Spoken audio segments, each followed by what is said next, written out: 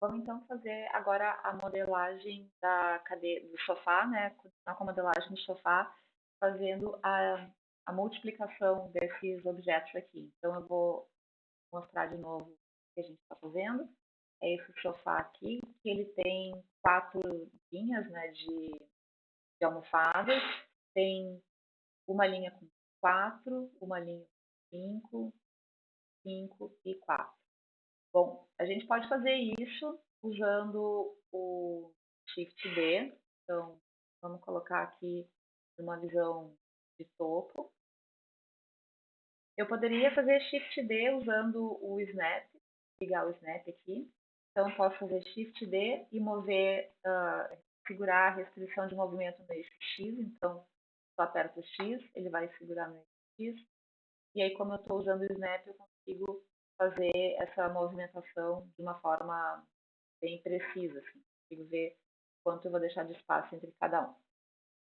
Está correto fazer desse jeito, mas eu vou mostrar para vocês com um modificador. Então, vocês vão selecionar esse objeto aqui, essa almofada. Eu vou trocar de nome aqui, vou colocar almofada. E vou adicionar um modificador chamado Array. Então, vetor vai adicionar esse modificador que vai multiplicar um objeto. Tá? Então, ele vai transformar o objeto num vetor, várias cópias do mesmo objeto. A gente vai ter as seguintes opções. Fixed count, que a gente vai ter uma contagem fixa, no caso aqui 2, 3, 4, a gente está multiplicando quanto precisa. Ou a gente pode usar fixed length, que é a comprimento, deixar fit length, que é para a gente ajustar a um comprimento. E aí, no caso, a gente define o comprimento e ele vai enchendo de, de cópias de acordo com o que cabe aqui no comprimento. Se vocês deixarem marcado o offset relativo, ele vai sempre deixar o mesmo offset. Tá? Eu vou deixar fixed count, que é o que a gente quer. Fit curve, que é uma para a gente deixar, por exemplo, fazer esse vetor seguir um caminho, por exemplo, um caminho circular ou uma espiral, que não é o caso aqui nesse nosso exemplo. Mas então vamos deixar em fixed count, contagem fixa, a gente quer 4. Tá? E a gente pode aumentar aqui em X, eu sei que é em X porque eu estou vendo aqui o eixo vermelho, aqui ó, X é o vermelho. E aí vocês definam ali quanto é que é o espaçamento que vai ter. Vocês já sabem que isso se define no olho. Deixar 1.2, não, sim, vou deixar 1.05, eu acho. É quase 1, né? Vamos olhar aqui na perspectiva. Vamos olhar de repente aqui no nosso. Eu acho que estou tentando ver qual é o espaço deles. Eu acho que é 1 mesmo. Vamos deixar 1. E aí eles ficam bem grudadinhos. Tá. Então, isso. Agora, deixa eu ver. Bom, a gente pode duplicar esse array aqui, mas eu acho que fica um pouco difícil de entender o que está acontecendo, né? Porque a gente vai duplicar o array, só que a gente quer um array com 5, né? Então, acho que não vai dar muito certo. Porque se eu colocar um outro array aqui, ó, vou fazer só para demonstrar. Vou colocar um outro array, tá? Esse aqui vai ser, posso nomear, né? Esse vai ser o array 4 almofadas. Esse aqui vai ser o array com 5 almofadas. Então, tá vendo o que está acontecendo, o problema aqui? Eu vou mover ele no eixo Y aqui, para cima, um pouco, para vocês verem. Tá? E eu vou colocar, ele está com 2 contagens. Se eu for aumentando aqui, deixa eu ver o que está acontecendo.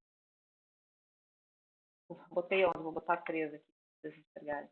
Então, o que está acontecendo? Ele está duplicando tudo isso aqui.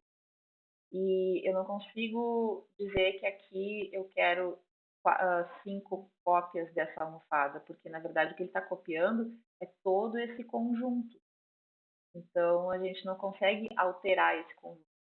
alterar esse conjunto e botar com 4 ou 5 almofadas. Então, não acho que isso vai dar muito certo. Não é que eu não acho, não vai dar certo. Então, não dá para fazer isso. Então, a gente vai usar esse aqui. A gente vai usar com 5 almofadas, que é o máximo. Vou colocar mais um. E agora, a gente vai aplicar esse modificador. Quando a gente aplica o modificador, a gente perde a capacidade de editá-lo. Para aplicar o modificador, vocês vão achar essa setinha aqui e vão clicar em Apply. Agora eu não posso mais, não posso mais modificar a quantidade de almofadas. E todas elas estão juntas. Se vocês entrarem no Edit Mode, vocês vão ver que todas estão juntas. Só antes, eu vou voltar uns passos aqui. Tá? Só para mostrar uma coisa para vocês. Quando eu cliquei em Apply, vocês fiquem olhando para essa área aqui da tela. O Blender deu um aviso. Eu vou ver se eu consigo fazer um print screen e colocar o aviso ali.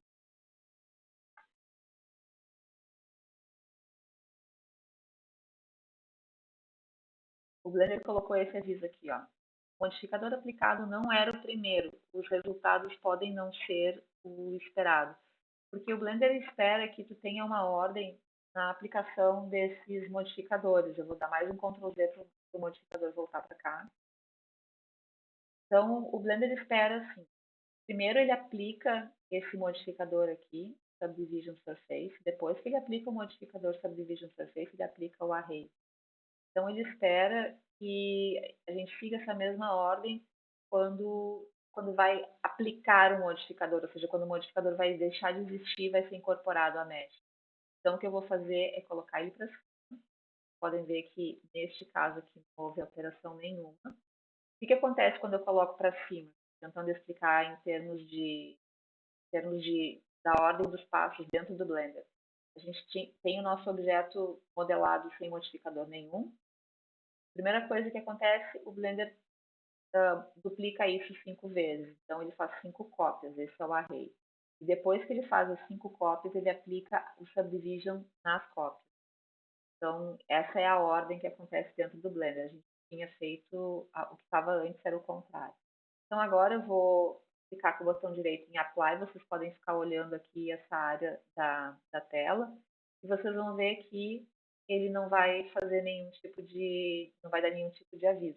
Nesse caso que a gente está fazendo, não deu problema, não daria problema nenhum, tá? Se vocês tivessem mantido o subdivision na frente em cima do array, não daria problema. Mas tem alguns casos em que isso pode fazer bastante diferença e a única forma de saber que casos vão fazer diferença é você fazendo vários modelos e testando várias coisas e começando a aumentar o seu conhecimento a respeito do programa, tá?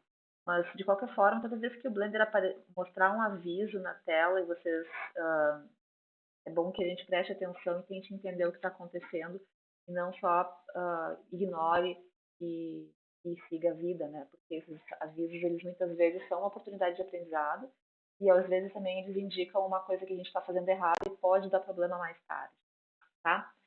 Bom, agora fizemos isso aqui, agora sim a gente vai para o Shift D. Vamos ativar o Snap e a gente vai fazer Shift D e vai mover em Y, o eixo verde, e deslocar um pouquinho em X. Então, GX, aí vocês veem quanto vocês querem deslocar.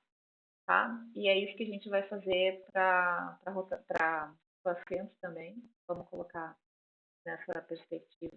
Perspectiva não, né? Vamos colocar numa ortográfica lateral, fazer Shift D, manter preso aqui no Y, e agora rotacionar. Como eu estou numa lateral direita, como eu estou numa lateral ortográfica, eu vou usar R e ele vai rotacionar usando o X como referência. Eu nem preciso. Deixa eu abrir aqui para vocês verem. Ó, vocês podem ficar olhando aqui no rotation. Eu nem preciso especificar o eixo que eu estou fazendo a rotação, porque o eixo de rotação, digamos assim, preferido da visão lateral é o X. Assim como na visão frontal, o eixo preferido, eu vou usar R, vai ser o Y. Tá? E na visão de topo, o eixo, entre aspas, né, preferido vai ser o Z. O eixo preferencial, né, da viewport é sempre aquele eixo que não está aparecendo. Então, aqui eu estou vendo na vista lateral direita ortogonal, né, ortográfica. Eu estou vendo o Z, que é o azul, estou vendo o Y, que é o verde, e não estou vendo o X, que está todo acumulado. É esse aqui. Então, esse é o eixo preferido, que é o eixo de rotação. Então, eu não me lembro aqui, deixa eu só dar uma olhada, se é... Não está em 90 graus, né? Não parece que está em 90 graus. Então, vamos rotacionar aqui. Opa. Vou fazer totalmente no olho, tá? Vou fazer assim e Shift D para duplicar. E aí, se eu uso Z, olha só, não está andando direitinho na direção que eu preciso, né? Então, eu vou deletar aqui, porque eu sei que eu fiz o Shift D. E vou mudar aqui de local para... Opa, desculpa, vou mudar de global para local.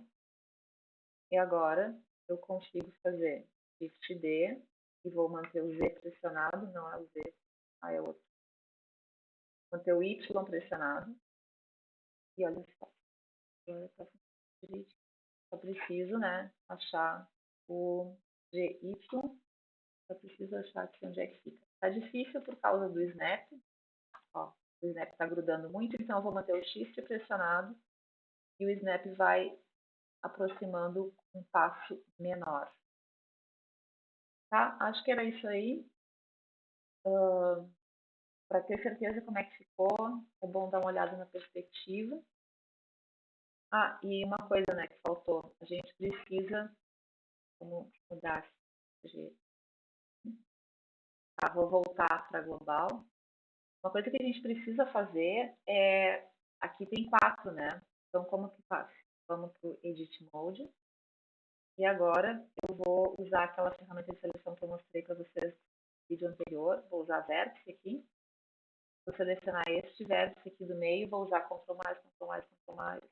É selecionar tudinho e deletar. Pode ser face, vértice, qualquer coisa. Vamos deletar tudo mesmo, né? Então, agora aqui tem 4. E eu preciso de 4 aqui também. Então, vamos em Object Mode. Vamos entrar no Edit Mode. E agora eu vou mostrar uma outra forma para vocês de fazer isso, que é assim, ó. Vocês vão botar o mouse em cima do objeto que vocês querem selecionar. Vocês podem clicar no vértice para ter certeza que selecionou. E vão usar L para Linked Selection. E aí vocês fazem a seleção linkada e vocês podem deletar. Ele seleciona todos os vértices que têm ligação com algum outro vértice dentro do objeto. Aí vocês podem escolher deletar vértices, edges, faces, qualquer um desses vai deletar todo mundo, tá? Agora a gente tem só que posicionar esse cara direitinho aqui, e eu vou deixar isso com vocês, tá?